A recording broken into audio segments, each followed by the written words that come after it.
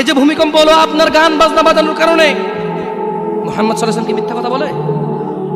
কারা কারা হাত তোলেন তো যে মুহাম্মদ সাল্লাল্লাহু আলাইহি ওয়াসাল্লাম জানে না, মুহাম্মদ সাল্লাল্লাহু আলাইহি ওয়াসাল্লাম জানে না, এরকম কারা কারা স্বীকার করে?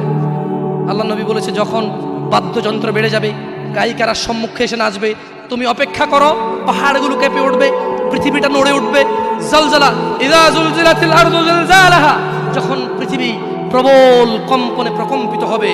ওয়া খরাজাতিল আরদু আসকালাহা, যখন এই মাটি তার ভিতরে যা আছে একদম লাথি মেরে বের করে দেবে, লাশ হোক আর যাই হোক, মাটি বলবে যে বেরো, বের হো আমার থেকে, বের হো, আমি তোর আর কাউকে রাখবো না।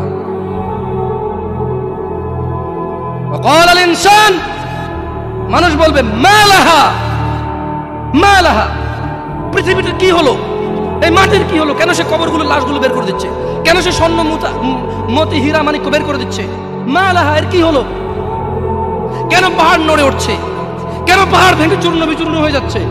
মানুষ বলবে মালাহা, পৃথিবীর কি হলো, বিআন্না রাব্বাকা আওহালাহা, পৃথিবী এটা করবে, বিআন্না রাব্বাক, কারণ তোমার প্রতিপালক আওহালাহা, পৃথিবীকে আদেশ করেছে।